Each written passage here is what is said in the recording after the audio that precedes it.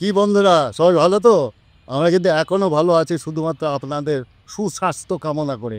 আজকে চতুর্থ পর্বে থাকবে হচ্ছে পায়ের শক্তি। শুধু পায়ের শক্তি বৃদ্ধি করার জন্য, পায়ের মাসলটাকে বৃদ্ধি করার জন্য। মাসলটা যে কাপ মাসলের জন্য কি করা উচিত? যারা সাইক্লিং করেন তারা কিন্তু অটোমেটিকলি এক্সারসাইজ হয়ে যায়। এখানে তো 30 পার হয়ে গেছে, আর আমি 70 এখনও করছি। কেন করছি? যা শরীরের ভিতরে রোগ শোক বালাই ব্যথা বিষ এগুলো আসবে না, কোনো রকম ঔষধ খেতে হবে না।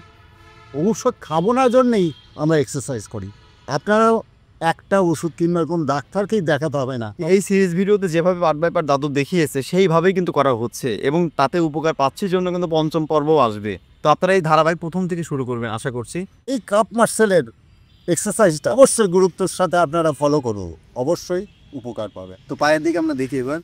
বন্ধুরা, এটা ফলো করুন। এই যে কাপ মাসলটা, এটা বৃদ্ধি পাচ্ছে ধীরে ধীরে, ব্যালেন্স নিয়ে ধীরে ধীরে নাও গোড়ালি। হ্যাঁ, এই যে এই কাপটা বাড়ছে, হ্যাঁ ধীরে ধীরে ডাউন, আবার আপ। ব্যালেন্স নিয়ে কাপের উপর একটা চাপ পড়ছে শরীরে। হ্যাঁ হ্যাঁ, ব্যালেন্স, নিজেকে ব্যালেন্স ধরে রাখার জন্যে, যাতে ঝুঁকে ঝাঁকায় না পড়ো। অর্থাৎ পায়ের শক্তিতে পিলার দাঁড়ায় থাকবে, ঝড় দাঁড়াবে। দাদু ভাই বা বন্ধুরা, পায়ের যদি শক্তি না থাকলে আবার দেহ কিন্তু দাঁড়াবে না। খেয়ে ভরি মোটা হবে, কিন্তু পায়ে কিছুদিন পরে কিন্তু ব্যথা হবে।